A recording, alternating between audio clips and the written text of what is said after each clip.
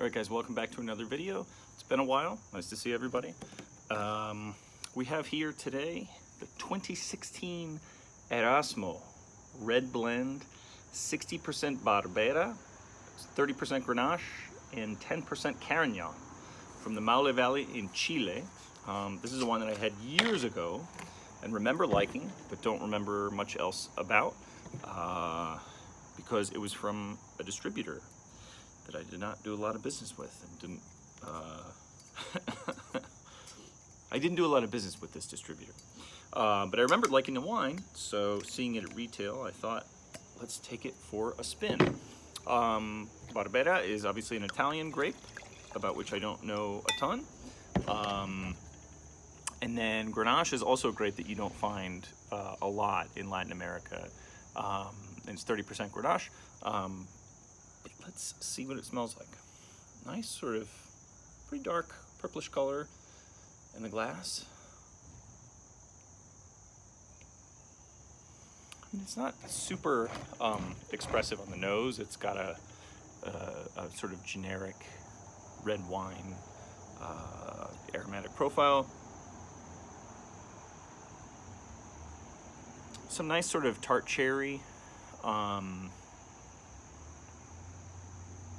Starting to open up a little bit just from swirling it 3 times. A little bit of a, almost like a New World Pinot kind of profile. Slightly floral, a little bit hot, and it's suggesting good acidity, let's say. So let's see what it tastes like.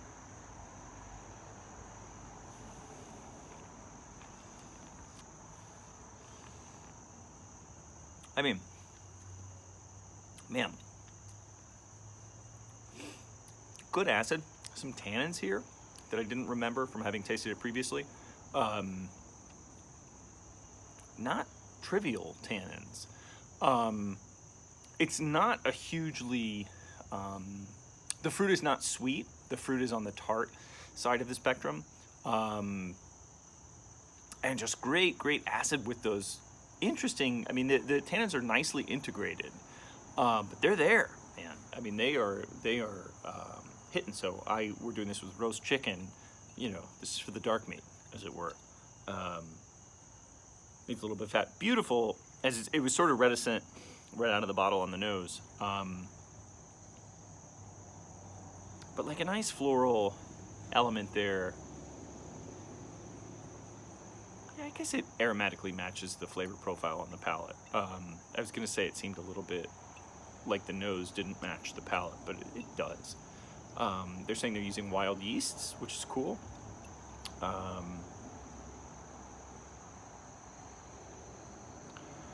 There's something I can't quite pin down here.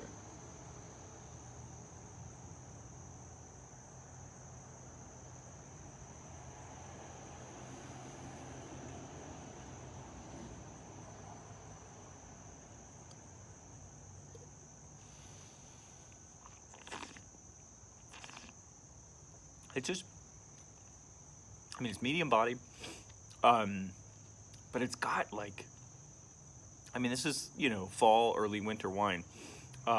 For a medium bodied wine, a wine that's not, you know, massive obelisk Cabernet Sauvignon, the tannins are hitting here. This is 2016, right? So it's got 4 years on it.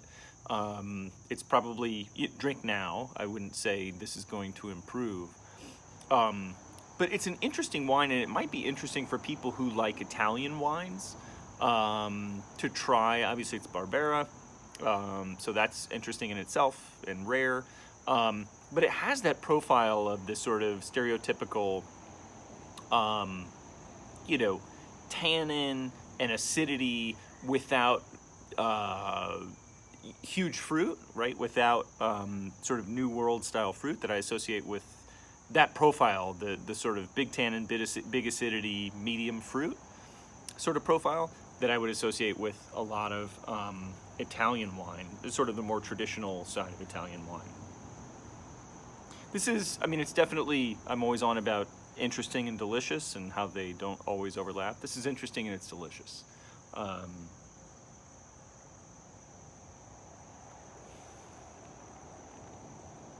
I mean, for me, a big determinant of how I would score this wine is how it evolves, whether it comes together or whether it sort of pulls apart, whether that tannin and that acidity and that fruit sort of weave themselves together, or whether it just becomes a big blast of acid followed up by some tannins and maybe some shadows of fruit. I'm 91 points on this. I think this is a good wine. I think it's interesting for people who drink an awful lot of Latin American wine. This is something that's somewhat off the beaten path. It's fairly widely available. It's got good distribution, despite my experience with a distributor who shall remain nameless. I'm 91 points. I think it's definitely worth trying, definitely worth sinking out. I mean, I would drink this in a place where you would drink like a Côtes du Rhône, that sort of middle of the road roast chicken wine, especially as fall turns into winter. Yeah, 91 points. Erasmo, Barbera, Grenache, Carignan. Good stuff.